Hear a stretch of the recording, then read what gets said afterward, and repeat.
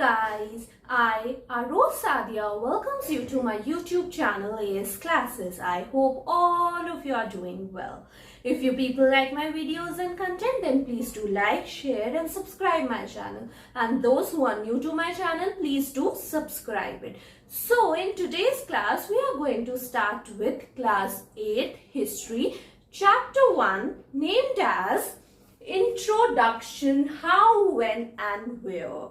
But before starting this chapter, one thing that should be clear in our mind is what is history? History है क्या? History में हमें क्या पढ़ना है? What does this chapter, introduction, how, when and where means? All these things should be clear in mind. So when we talk about history, as we have already discussed, history is the study of events and incidents that have been happened in the past. हम history में उन events, उन incidents को पढ़ते हैं जो past में हो चुके हैं. हम उनको पढ़ते हैं, उनके बारे में नॉलेज लेते हैं कि पास्ट में चीजें कैसे थी और अब चीजें कैसे with the passage of time they are changing.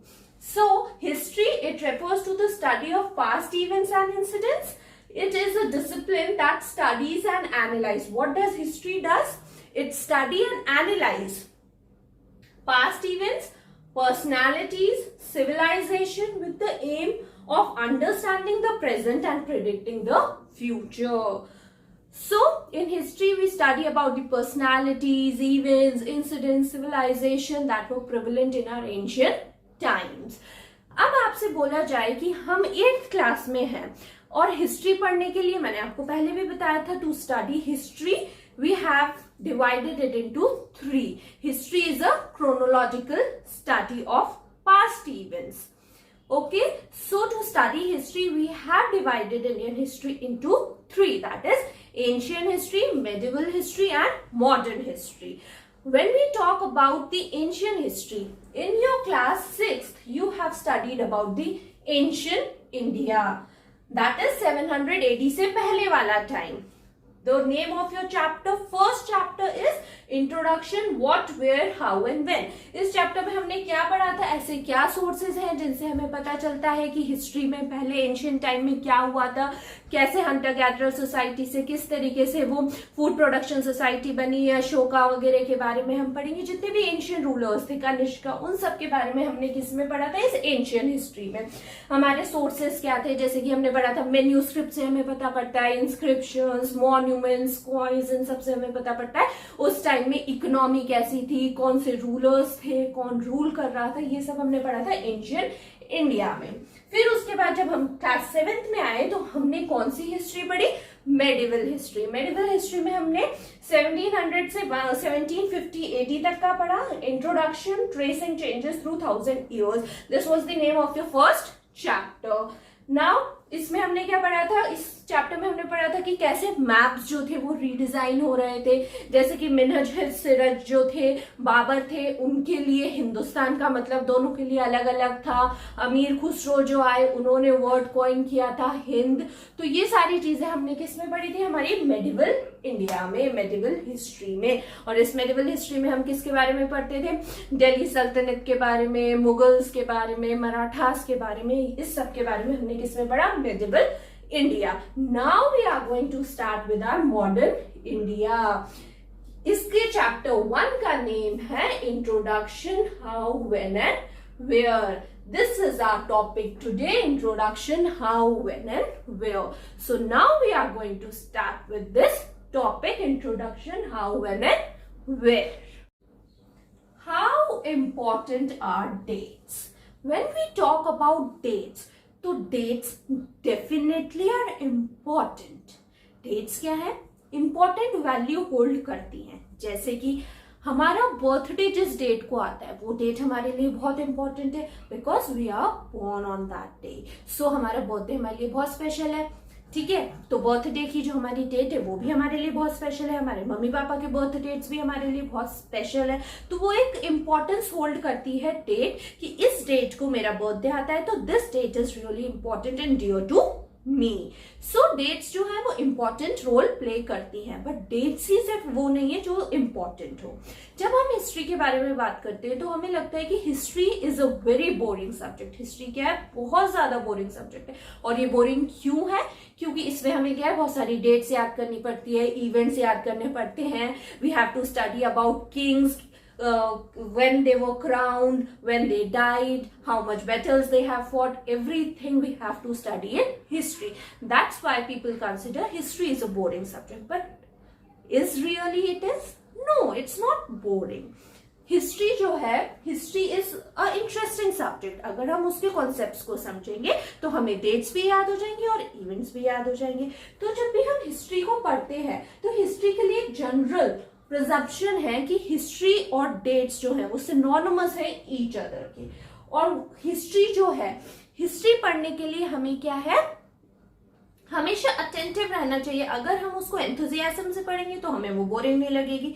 That's why history हमें क्या बताती है, हिस्ट्री हमें दो चीजों के बारे में बताती है कि जो how things were in the past, चीजें पास्ट के अंदर कैसी थी, and second how things have changed. History क्यों इंपॉर्टेंट है? क्योंकि हिस्ट्री हमें ये बताती है कि पहले के टाइम में चीजें कैसी थी और अब चीजें कैसे चेंज हो गई हैं with the passage of time. जैसे कि हमने पढ़ा था क्लास 6 के अंदर, हिस्ट्री के अंदर हमारी एक हंटिंग गैदरिंग सोसाइटी थी, उसके बाद हमारी एक फूड प्रोडक्शन सोसाइटी आई, उसके बाद आज की आप हमारी सोसाइटी को देखोगे तो उसमें कितना चेंज आ चुका है। हमें ये पता पड़ता है कि एंशियंट लोगों से हम अब कितने ज्यादा हायर एंड पे हैं, हमारे पास कितनी अवेयरनेस है, नॉलेज है, अवेलेबिलिटी ऑफ रिसोर्सेज है। ये सब चीजें हमें किससे पता पड़ती है? हिस्ट्री के थ्रू। के पहले लोग ऐसे रहा करते थे और अब लोग कैसे रह रहे हैं। So, history tells us about how things changed over a period of time. History हमें क्या बताता है कि चीजें कैसे चेंज हो रही हैं। जब बच्चा छोटा होता है उसके बाद वो बड़ा होता है तो उसकी लाइफ में भी चीजें चेंज होती हैं। तो उसी तरीके से जो हिस्ट्री हमें बताती है कि पहले के टाइम में चीजें कैसी थी और अब कैसी हो गई हैं। हमें बेसिकली कंपेयर करना बताती है बिफोर एंड आफ्टर। हम हिस्ट्री जो है उसको रिकॉर्ड कैसे कर सकते हैं? हिस्ट्री को हम दो तरीके से रिकॉर्ड कर सकते हैं। One is date centric history and second one is event centric history. When we talk about date centric history तो डेट की इंपॉर्टेंस है कि सपोज महाराणा प्रताप थे तो Maharana Pratap was crowned on this date, on this day, फिर he was born on this day, then he fought battle of Haldigati on this day, then he died on this day. So these dates are really important. तो date centric history क्या होती है? ये हमें ये बताती है कि किंग जो है वो कब क्राउन हुआ, उनकी कब डेथ हुई, उन्होंने कौन सी बैटल, कौन सी डेट को लड़ी। अब कोई बैटल आ गई, सपोज बैटल ऑफ हल्दीघाटी है तो हमें उसकी डेट से याद होना जरूरी है। कब ये बैटल फॉट की गई, किसके बीच में फॉट हुई, कौन जीता, ये सब इंपॉर्टेंस है डेट की। और दूसरे तरीके से हम किस तरीके से हिस्ट्री को रिकॉर्ड कर सकते हैं? It is event centric history. How people on their livelihood, people जो है वो लोग जो है वो अपना लाइवलीहुड, डेली अर्निंग्स कैसे करते थे, तो ये इवेंट पे बेस्ड हो गया। तो there are two ways in which we can record history. One is date centric and the second one is event centric history. Now ये जो हिस्ट्री को रिकॉर्ड करना हुआ, अब उस टाइम पे हमारे इंडियन हिस्टोरियंस तो इतने थे नहीं, ब्रिटिश हिस्टोरियंस थे। और वो ब्रिटिश हिस्टोरियंस जो है वो हिस्ट्री को जब लिखना उन्होंने स्टार्ट किया तो उन्होंने किसके पर्सपेक्टिव से लिखी? ब्रिटिश पर्सपेक्टिव से। इंडियन पर्सपेक्टिव उसके अंदर मिसिंग था। Indian people, what Indian people are thinking, what is their culture, they have nullified, they have ignored it completely and they have written the history from the British point of view.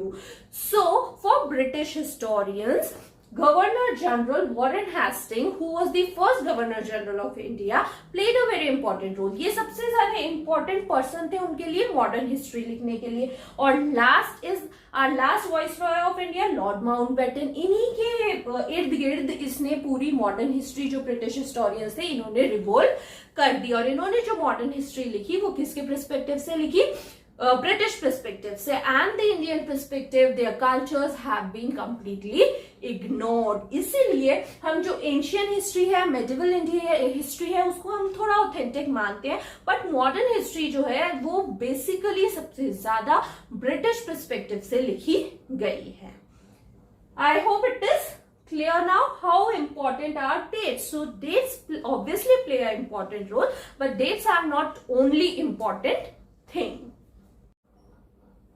How do we periodize? What does periodize means? एक time period को different periods में divide करना, ठीक है, उसको बांट देना. सबसे इजीएस्ट एग्जांपल जिससे आप इस पीरियोडाइज को समझ सकते हैं, पीरियोडाइजेशन को समझ सकते हैं, वो है जब हम स्कूल आते हैं तो सबसे पहले हम किस में आते हैं? प्री प्राइमरी क्लासेस में, फिर हम आते हैं प्राइमरी क्लासेस में, फिर हम आते हैं सेकेंडरी में, फिर हम आते हैं सीनियर सेकेंडरी में, ठीक है. अब हमारा प्राइमरी क्या होता है? 1st से 5th, फिर सेकेंडरी क्या होता है? 6 to 8, फिर हायर सेकेंडरी क्या होता है?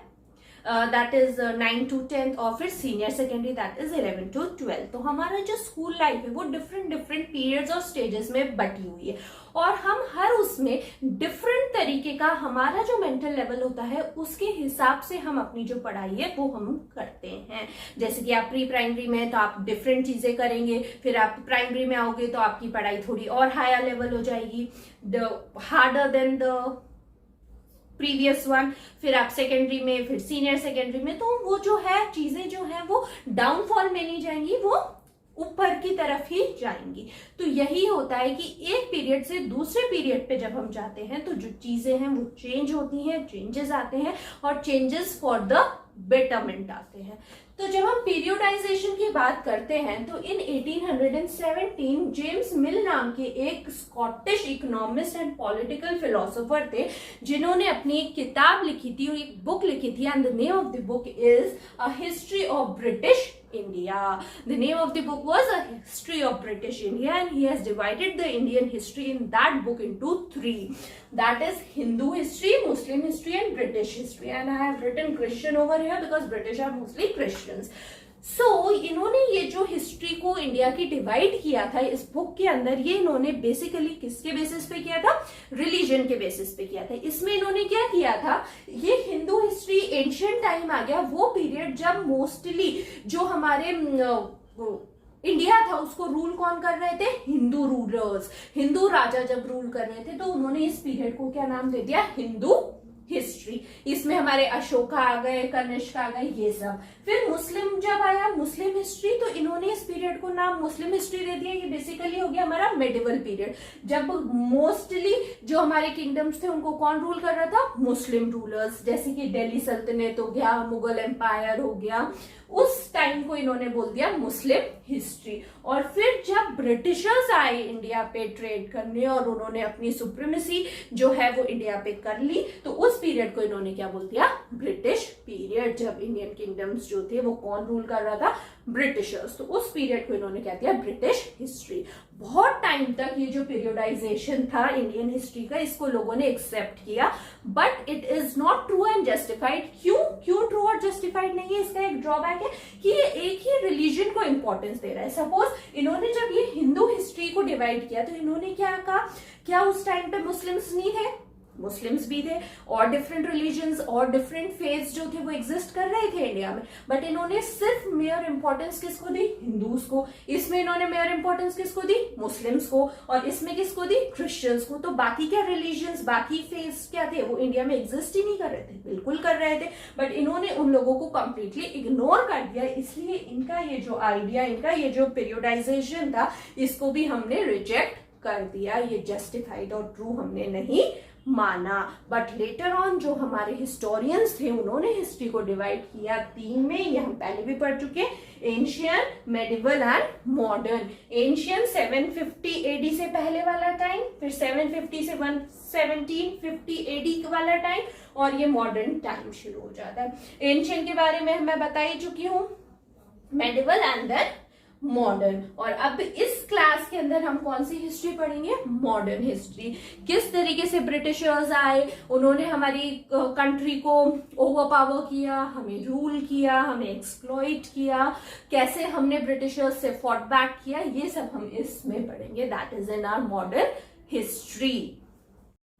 What is colonial or colonization? We know that Indian history was being divided by the historians into three. First is ancient history, second is medieval history, and third is modern history. Some historians called our modern history as a colonial period. To understand why historians called our modern history as a colonial period, हमें सबसे पहले क्या समझने की जरूरत है कि ये colonial है क्या, colonization जब है तो इसमें होता क्या है. The subjugation of one country by the another leading to the political, economical and socio-economical changes. This process is known as colonization. Colonization में होता क्या है, एक कंट्री आके दूसरी कंट्री को ओवरपावर कर लेती है, अपना रूल वहां पर स्टैब्लिश कर लेती है और चेंजेस लाती है इन टर्म्स ऑफ पॉलिटिकल, जैसे कि किंग का रूल चेंज हो जाता है, ब्रिटिश गवर्नर्स वहां पे रूल करने लगते हैं. फिर यहाँ पे क्या होता है हमारे इंडिया के अंदर, इकोनॉमी में चेंज आ जाता है, सोशो कल्चरल हमारा वेस्टर्न कल्चरल प्रिविलेंट होने लग जाता है. जैसे कि ब्रिटिशर्स आए हमारे इंडिया में, वो ट्रेड करने आए, but with the passage of time they established their power in India. उन्होंने इंडिया में अपनी पावर स्टैब्लिश कर ली. उन्होंने क्या करा, किंग से पावर ले ली और डायरेक्टली उनको अपने अंडर कर लिया. तो उन्होंने पॉलिटी में चेंज किया, पॉलिटिकल चेंजेस लाए, सारा रेवेन्यू वो खुद रख रहे थे, इकोनॉमी सारी कहाँ जा रही थी, उनके पास जा रही थी. उन्होंने क्या स्टैब्लिश करे, रेलवे स्टैब्लिश करे. उन्होंने रेलवे क्यों स्टैब्लिश करे, ताकि वुड ट्रांसपोर्ट हो सके. तो उन्होंने क्या डेवलपमेंट की. अब हमारे उस टाइम पे हमारी जो ट्रेडिशनल ड्रेसेस थी वो उन्होंने चेंज करनी स्टार्ट कर दी, वो वेस्टर्न कल्चर इंडिया के अंदर लेकर आ गए, इंग्लिश लैंग्वेज इंडिया में लेकर आ गए. तो ये सारे चेंजेस कौन लाया, ब्रिटिशर्स लाए. इंडिया में ये चेंजेस पहले नहीं थे. तो this is what known as colonization. जब एक कंट्री आके दूसरी कंट्री को ओवरपावर करती है और चेंजेस लाती है in terms of political, economy, socio cultural, that process is known as colonization. तो ब्रिटिशर्स ने आके हमें रूल किया और हमारी कंट्री के अंदर क्या है, वो बहुत सारे चेंजेस लेकर आए. That is all known as colonization, and modern period is also known as a colonial period.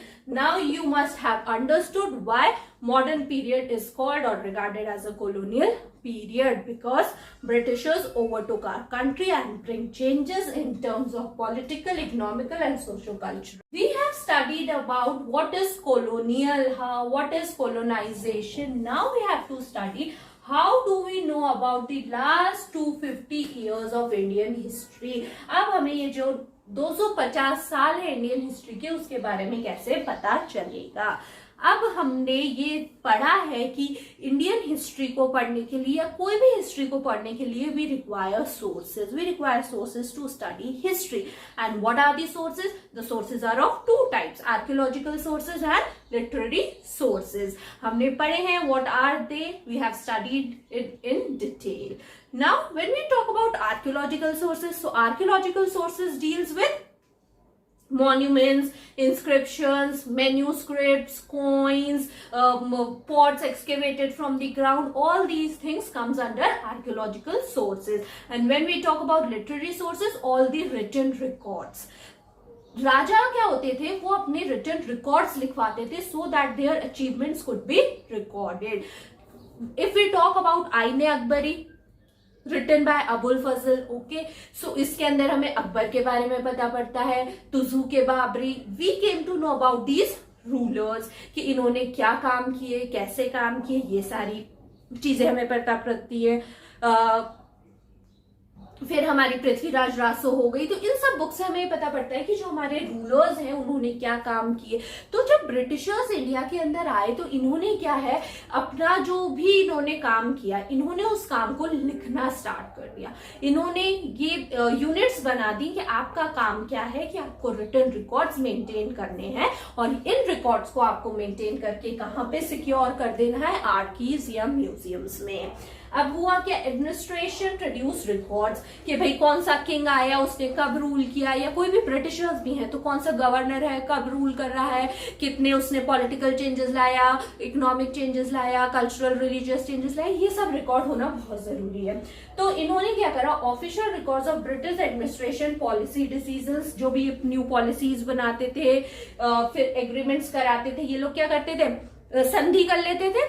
तो वो जो पॉलिसीज या एग्रीमेंट्स होते थे उनकी डिटेल रिकॉर्ड रखना, उनको बहुत क्लियरली लिखना और उनका रिकॉर्ड रखना, और उनको रिकॉर्ड्स वो कहाँ पे सेव कर देते थे, आर्काइव्स और म्यूजियम्स में। आज भी आप अगर कभी किसी उसमें फोर्ट के अंदर गए होंगे तो वहां पे आपको म्यूजियम्स देखने के लिए मिलते हैं, वहां पे चीजें बहुत सारी प्रिजर्व होती हैं। तो रिटर्न रिकॉर्ड्स जो हैं वो बहुत ज्यादा इंपॉर्टेंट है। जैसे कि हमारे लिटरेरी सोर्सेज वो क्या होते हैं, सारे रिटर्न रिकॉर्ड्स होते हैं, जिससे हमें पता पड़ता है किसने रूल किया, कब रूल किया, क्या चेंजेस लाए। तो वही ब्रिटिशर्स ने किया, अपने सारा एडमिनिस्ट्रेशन जो है उसका रिकॉर्ड मेंटेन किया और उनको कहां पे रखवा दिया, आर्कीव्स एंड म्यूजियम्स में। सर्वेज, सर्वे क्या होते हैं, सबने सुना होगा सर्वे क्या होते हैं। सर्वे में हम डोर टू डोर जाके हम पता करते हैं कि भाई आपके घर में कितने मेंबर्स हैं। डिफरेंट डिफरेंट तरीके के सर्वेज होते हैं। सपोज पॉपुलेशन सर्वे या सेंसस सर्वे होता है जो हमारे इंडिया में हर 10 साल के अंदर होता है।